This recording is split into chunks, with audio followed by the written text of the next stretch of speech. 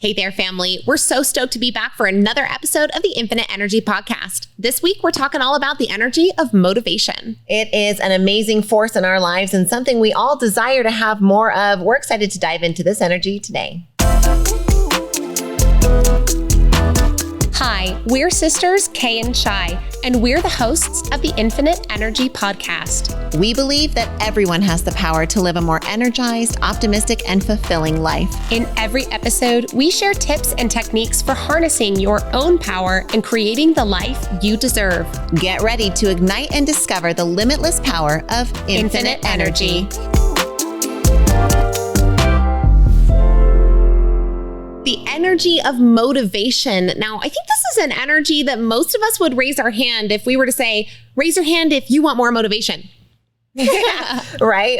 Motivation is one of those topics that I personally love and have always loved since being a kid, but it has a range of reactions and a range of feelings around it. Some people say motivation is not worth anything. Some people say it's all hype and you don't need it. Some people say it's the crux of everything. Some people say it's like showering. You have to do it once a day or else it wears off, and all kinds of things in between. But this topic is really fascinating because it's the force that most of us identify as the thing that propels us forward to do the things we want to do. Well, you know, here on the Infinite Energy Podcast, we've all got to get on the same page in regards to the energy that we are discussing. So let's get into our definition of the day for the energy of motivation. Woo. I'm so glad. All right, let's get in. All right, our definition: motivation, the reason or reasons one has for acting or behaving in a particular way. Let's hear the expansions on that. The general desire or willingness of someone to do something. Okay, one final one. Motivation is the internal or external force that initiates, guides, and maintains our behavior, pushing us toward achieving desired outcomes. So we're hearing force, we're hearing reasons, we're hearing willingness, we're hearing general desire. It's some kind of compulsion to complete an action or do something that you want to do. What I love about bringing this base definition forward is that the word compulsion, the reason or reasons one has for acting in this first definition in a particular way, this doesn't have a good or bad connotation. Now, many of us, when we think about motivation, we think of this as the will to get the things done that would be good for us to get done, that would make us feel better. But when we really come down to the definition of motivation, motivation is an energy that is already very present inside your life as a force of decision making, not necessarily some external something that fires you up for some undisclosed amount of time. Right. Well, I think that that's a beautiful dimension on that, Kay. This is a force that we have, right? We're all already channeling desires. Now, most of us are not channeling them to our best and highest use. We're channeling them to the whims of our fancy and what we prefer in the moment. But it is that thing that is driving that decision making. And so I think that's a really interesting piece to bring forward, knowing and understanding that we already have an energy of motivation within us. How do we uncover it? Because we know that sometimes it does get uncovered, right? There are times where you interact with a stimulus that unleashes your motivation and you're just killing stuff, right? You're checking off boxes, you're doing things on your to-do list, you feel on top of the world, and you are driving hard. So there's been times in your life, I bet you can remember, when that motivation has really felt unlocked and you've done quite a bit. Well, motivation is an acceleration energy for both the good and the bad sides. You know, what Shai, you just talked about was that unlocking, right? Mm-hmm. Okay, so something really exciting inspires you, and now your motivation helps you make decisions and creates momentum toward moving you in the direction of your inspired action, which hopefully is positive for you. But similarly, like, have you ever, maybe as a kid, you told a lie, right? And then in order to cover up that lie, you told an even bigger lie. And now the next time somebody asks you about maybe the lie that came up, you feel motivated and you have this compulsion to now tell an even bigger lie. And so we see that motivation is really, it's a momentum energy. It is that decision energy, like it says, the reason or reasons one has for acting or behaving in a particular way. But what we know motivation to be is one of the most powerful momentum creation energies. And when we are seeking, where do we want to create momentum in our life, now we're getting intentional with the energy of motivation and moving it toward the direction of our dreams. Right. It's kind of a big energy channel that you can wrestle with, and it could take you under, especially if you're leaning towards those preferences of just your internal desires of the here and the now. And so figuring out how you can best tap into your motivation and then accelerate it is what we want to explore here today. And I know this is something that I've noticed waxes and wanes in my life, right? I'm sure you've noticed that as well, where your motivation feels like it's really strong. And then you just don't, I don't have the motivation for that, right? Like we even say that quite a bit. I'm just not motivated. And so we understand that this energy, this force inside of us can really drive us forward. So some of the things that I know when it comes to motivation is good for me, because I don't find it dorky and cringy, though most people do, is watching motivation YouTube videos. Like there are tons and tons of incredibly motivating videos that are literally just called motivation videos, and they will fire you up if you're into that, which I am. Now, maybe you don't like a direct route of motivation. Maybe you like a little more finesse on it. Kay, how do you like your motivation? Well, I mean, okay, so quick side note on these motivation videos, because I too have attempted the motivation videos and I love them, and I would highly recommend. There's a couple Disney mashup motivation videos that are just 10 minutes of solid quality motivation content. But if you're looking for maybe more subtle motivation, one of my favorite ways is to listen to empowering music. Now, very, very interesting distinction here. I'm not talking about music that fires you up, not music that fires you up, because you can listen to a song that makes you feel maybe like a baddie, right? Or maybe you're feeling like a little angry after, I'm going to go do something like, and maybe that action orientation is good for your motivation, but make sure that you're paying attention to the lyrics that are inside the music that you're listening to when you're looking to stoke the energy of motivation. Because sometimes a song has a beat or a rhythm that makes you feel really alive, but maybe the lyrics are saying things that are counterproductive to your motivation and can ultimately end up harming you when you go to use music as a source for motivation. So a subtle one for sure, but make sure that you've got music that lines up both from a lyrical perspective and from a musical background perspective that really lights you up inside in order to stoke motivation toward momentum on tasks that get you to what you want. I love this kind of idea of how do we stoke that motivation, right? And so we're talking about those flavors, the flavors of motivation, right? And maybe you want it direct, and I can only take that direct motivation if I'm doing something that's like directly physically engaging, right? Running on the treadmill. I'm not going to like sit on the couch and turn on a motivation video, right? That would be ridiculous. I'm not going to do that. But one of the things that we know is that when we're doing something repetitively, or we're in the same motion or the same space for a long time, that things can feel stagnant. And when we are in a stagnant energy, things aren't moving, which means we're not feeling motivation. So when we feel that stagnation, whether like actually physically because you're not moving, or mentally because you've just been working on the same project and the same thing over and over again, that dullness that brings down your intellect and brings down your creativity and your ability to unleash that motivation. So shaking it up physically, getting to a new task, putting that project away from, and giving yourself the chance to create that, what you've heard us call before, a scotoma, allows your brain to find something new, something novel, something fresh, and voila, motivation can reappear. I saw a video recently on social media of an Olympic athlete talking about some advice that her trainer once gave her on a day when she was having a bad training day and feeling particularly unmotivated. And the trainer said to her, you want to abide by the 30-30-30 rule when you are going after any dream. You have 30% of the time where your days are absolutely incredible and you feel so motivated to get things done. You'll have about 30% of your days that are pretty sucky, where things don't go the way that you want them to and you have to trudge through. And then you'll have 30% of your days that are more on the neutral side of things. And just this framework, this idea that your level of motivation waxes and wanes, that it gives us maybe the permission to not be a motivated person or be an unmotivated person, but tap into motivation as it stokes into us and then follow that energy and help it create momentum as we go. Well, as we continue to follow that energy and create momentum here, we hope that you will stay tuned as we continue to unpack the energy of motivation here on the Infinite Energy Podcast.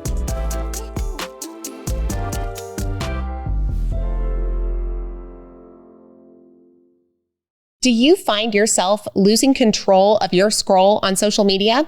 If you do, then you want to stay tuned to join the Simply Social Club with Kay and I. We've got an awesome challenge for you where you have the opportunity to detox from social media for 48 hours, 7 days, 14, or even 31 days right along Shyla and I. So go to kayandshy.com/simplysocial and find out a little bit more, and hopefully you'll take a pledge alongside us. We'll see you in 2023. See you in the club. We're talking leadership this week, and one of the organizations we are so proud to be at the helm of is the Neuroencoding Institute. We got to co-found the Neuroencoding Institute alongside Dr. Joseph McClendon III, amazing world-renowned neuropsychologist and incredible mentor and teacher. If you're at all interested in learning more about what the Neuroencoding Institute does and what it can do for you, please visit neuroencoding.com. You're enjoying this episode on Angel Phoenix Productions Podcast Network. To explore a complete lineup of quality programs and media production services, head on over to angelphoenix.com or like our Facebook page at facebook.com/Angel Phoenix Productions.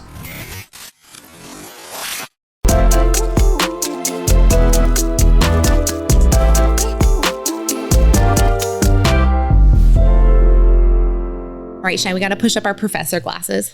All right. We're not official professors, but we are instructors at the University of Nevada, Reno, which means right now we're going to move into some theories of motivation. Right. And this is one you've probably heard of before. If you've ever studied motivation in any kind of baseline psych class, even biology classes sometimes touch this, you've probably heard about this before. There are the two types of motivation, intrinsic and extrinsic or external motivation. These are the two types of motivation that researchers look at in terms of what motivates people. We have two types, things that motivate you internally and things that motivate you externally, like money. So let's unpack each of these individually. Let's talk a little bit first about intrinsic motivation. This is that internal stoking. It refers to engaging in an activity for the inherent satisfaction and enjoyment that it provides, rather than for the external reward that it gives you, right? This is something that just brings you joy for the sake of bringing you joy. So think about your hobbies, the things that light you up, the things that maybe you would do even if you weren't getting paid for.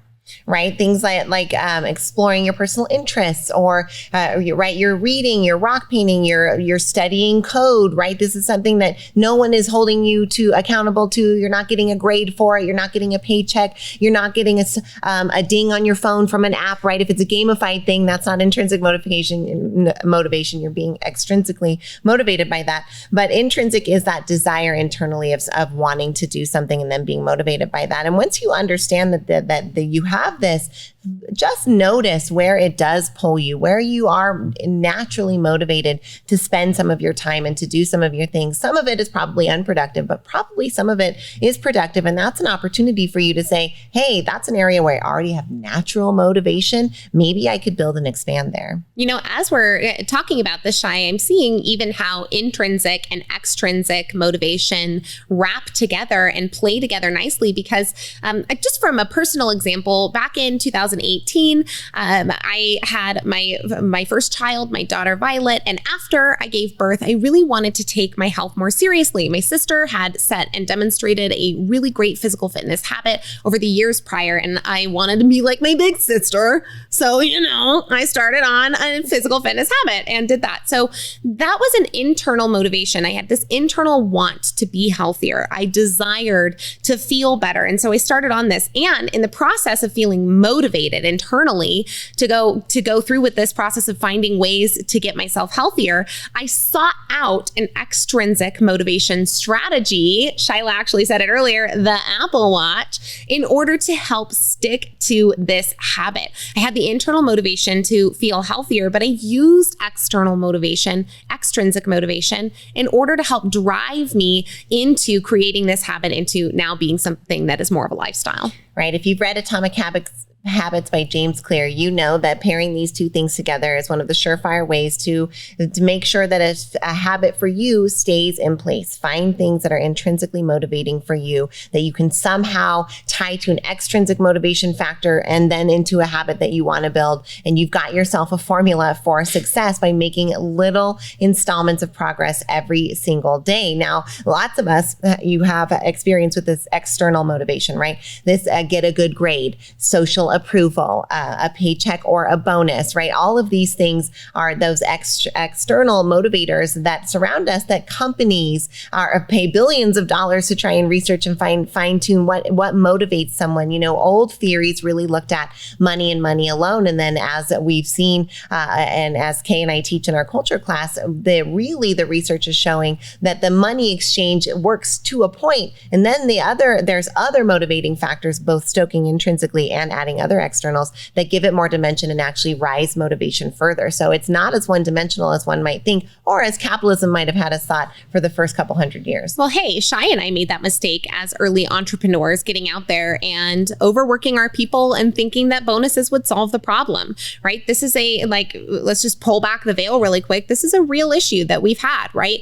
Too many hours coming through or them working on projects too long, and then us saying, well, here's $500, and them saying thank you, but what I'm really looking for is quality of life and more work-life balance, right? So had to learn this as we went in our early 20s, as the entrepreneurial journey unfolded. But this was something that we ended up making the mistake of buying into the capitalistic vision, saying that people are solely motivated by money. And then as we've started, as Shi mentioned, to move into the academic realm of this, we've really seen how much basic things like people's relationship with the authority or people's relationship with their fellow coworkers or with the company, how much that matters and how much more intrinsic that is, and subtle it has to be from a company's perspective to create emotional safety for folks. So instead of just maybe throwing money at them when times get tough. Now, one shade here that we have to explore before we move on from extrinsic and intrinsic motivation is the fact that not only does extrinsic motivation have us seeking external things like that social approval, like money, like good grades, the affirmation and award, recognition, those kinds of things. It's a very, very big component of it is us avoiding punishment, right? And not just punishment like dad yelling at you or something like that, but anything that you deem as painful, which might be social scrutiny, which might be getting there 5 minutes late, which might be all kinds of different things. Whatever the punishment is in your head, you are motivated to avoid that. So only understanding moving towards things and not understanding what things you move away from actually handicaps you quite a bit in terms of understanding your motivation. So know that this piece plays a big role. And trust me, pushing the things you want to avoid button is a lot faster way to get yourself to move than pushing the what I want things button for yourself. So good insider hack for you and something we definitely had to bring up. Okay, I want to go ahead and park the car here for just a second because this is some real deal stuff around motivation.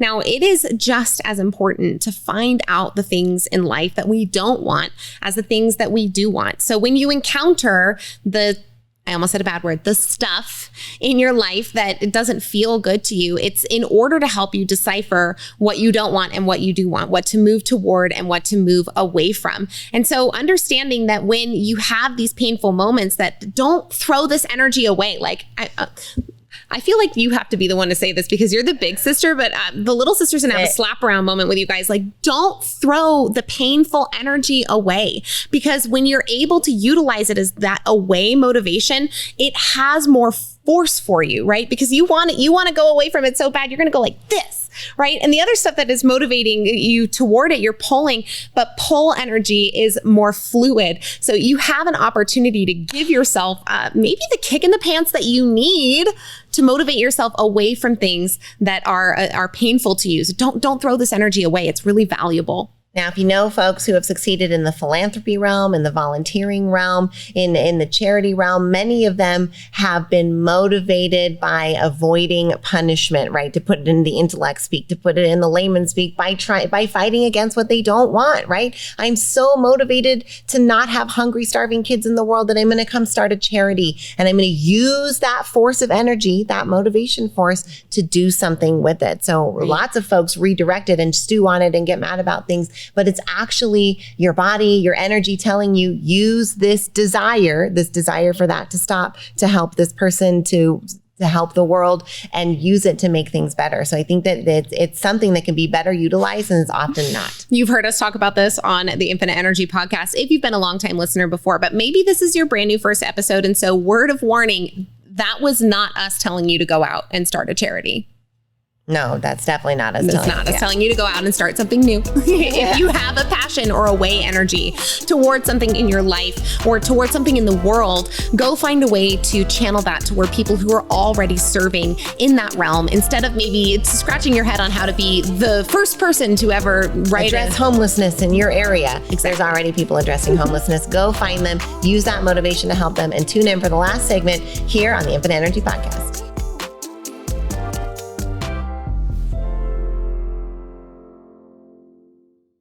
One of our proudest business accomplishments is what we've been able to do with Squeeze In franchising.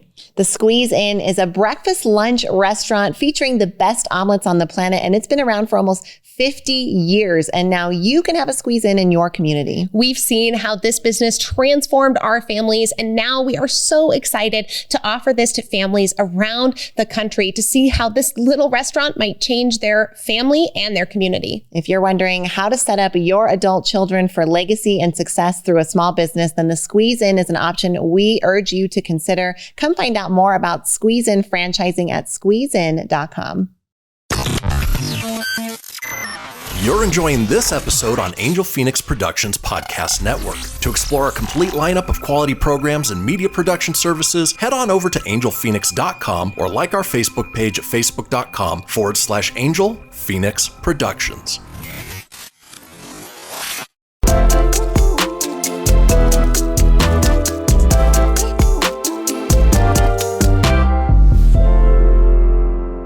Welcome back to our final segment here on the Infinite Energy Podcast with your sisters, Kay and Shi. And we are going to go back into the energy of motivation here in just one moment, but we can't go any further without recognizing the fact that this podcast episode happens to debut on Kay's birthday week. So, and listeners, please join me in wishing Kay a very happy birthday. Thanks, everybody. Happy birthday to me. And thank you, Shi, for being my, and listeners for being my partners on this journey and my siblings in the journey of life. So, Lil Sis Kay, we love you. Now, please enjoy my, as fast as I possibly can, rendition of the happy birthday song. Happy birthday to you. Happy birthday to you. Happy birthday, dear sister. Happy birthday to you. Oh, that was so wonderful. Thank you so much. If everyone for the rest of my life can sing me that song that fast for the rest of forever, that is actually my birthday wish. So 31, I wish to never have to sit through a painful round of slow happy birthday ever again. Thank you, Shyla. And thank you, listeners. Well, happy birthday, sis. And I'm glad that we get to do so much together and that we get to do this podcast together as we unpack and explore each one of these energies. I always find, we find ourselves talking about it before the episode, during the episode, obviously after the episode. And there's always so many things we're like, ooh, yeah, and ooh, yeah, and ooh, yeah. So thank you for being along the ride. I feel like we get to have our fireside family chats with all of you on these different energies. And it's something that we truly treasure. We do treasure it deeply. Now let's get into today's lesson, because now you've all given me the treasure of celebration. Thank you so much. So let's give you the treasure of the final nuggets out of today's episode. Next up, we're going to talk a little bit about the impact of surroundings on motivation. Now, one of the things you've likely heard Shyla and I talk about before is the idea that what like John Maxwell's quote says, that everything that you want is uphill, but you may have some downhill habits. And so you got to be ready to take that uphill journey. But as we've learned and done studies and expanded on this quote, turns out that everyone's hill is steeper or less steep depending on the circumstances of their environment that they grew up in. Shyla has her master's degree in sociology from the University of Nevada, Reno. And so we've really learned that it kind of depends on how steep your hill is as to how motivated you might find yourself in any given moment. Right.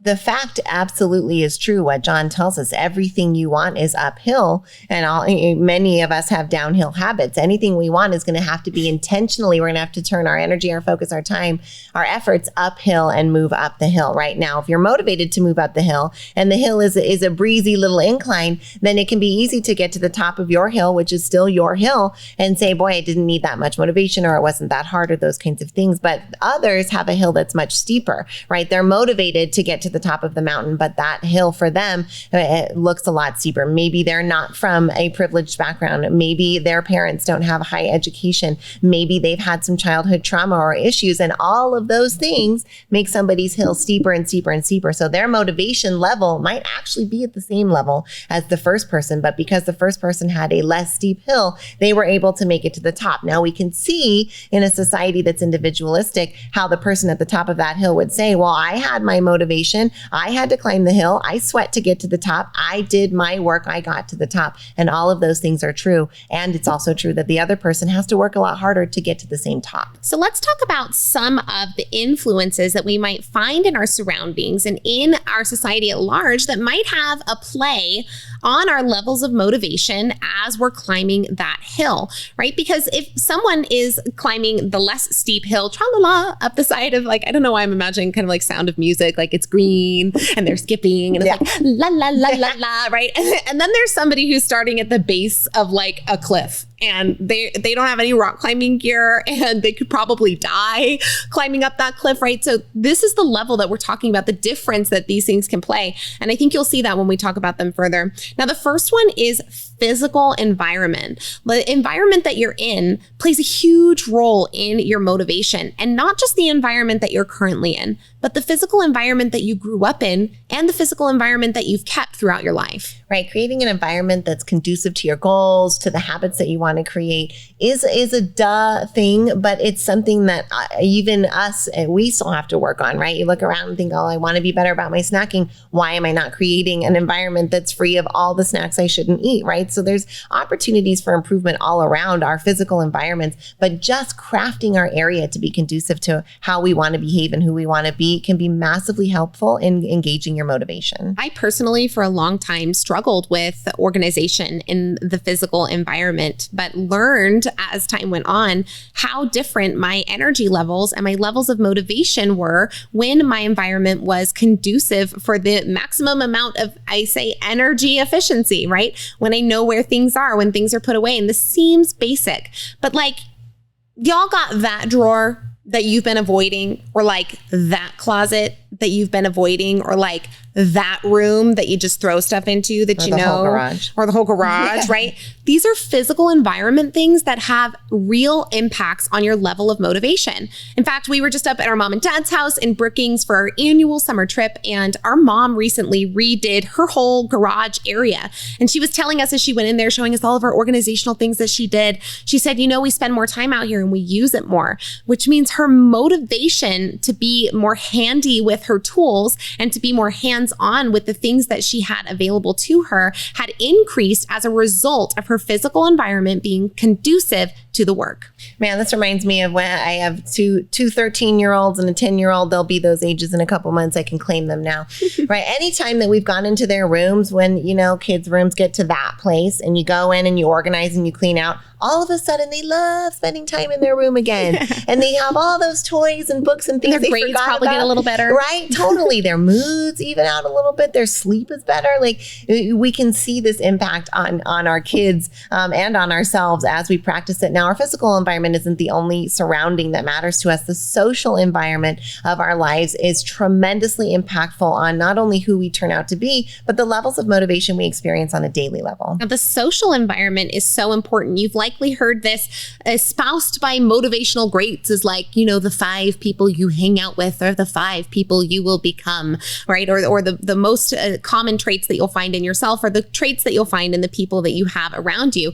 Science demonstrates and statistics demonstrate that if a friend group has 3 out of 5 people in it that are obese, that it is more likely for the other 2 people to be at least overweight, if not also obese. And so we see that there is a trend for, like attracts like. Right? Our social environment and then the types of conversations and the types of focuses and the ideas being shared and generated, all of those things are the social environment in which your character is being formed and built. And so understanding that if you get a better social environment, that you can also improve your motivation and your overall levels of happiness and like result producing success can go up greatly. Next up, rewards. Okay, wait. We can't go too far away from the social environment for. I just got to say, have you ever gotten around somebody and then you get away from them and you notice yourself saying the things that like you take a trip with somebody for a week and then you leave and you start saying the things that they were saying like all of the time. I noticed myself talking to myself as Shyla's 12-year-old daughter, who I just spent a ton of time with over the last 7 days. I'm like, man, I should probably not talking like a 12-year-old. But it happens, right? That's how malleable we all are. We're also malleable to those rewards and recognition, right? Anything in our environment that affirms that identity. And boy, I'm glad we were able to say that word before the end of the podcast, because what motivates us is what's congruent with our identity. And so if you have rewards and recognition or pieces of paper or pictures or memorabilia from things that you're proud of and that are in alignment with the identity that you want to embrace, put those things out as visual cues for yourself. Remind yourself often of those things, because those help stoke that identity piece for you, which will be the most motivating thing of all, is to act in alignment with who you truly believe you are. Now, another thing that greatly impacts motivation is the opportunities for skill development and growth. Are you giving yourself another rung on the ladder, right? If you've reached the top of the mountain, there's no motivation to go anywhere, especially if the journey was easy or if it was really hard. Maybe you want to rest for a while, but giving yourself the opportunity to continue to develop yourself and to grow, always seeing another peak when you hit the mountain that you are climbing, can be a way of stoking motivation long term. Well, we hope that you were motivated to stick with us to the very end here. And if you are still wishing there was more, we sure hope that you are subscribed, that you've liked our podcast, that you've shared it with others. We're so grateful for you. Thanks for joining us on Kay's birthday podcast week. And know that this episode comes at you with so much love, as always, from your sisters, Kay and Shi.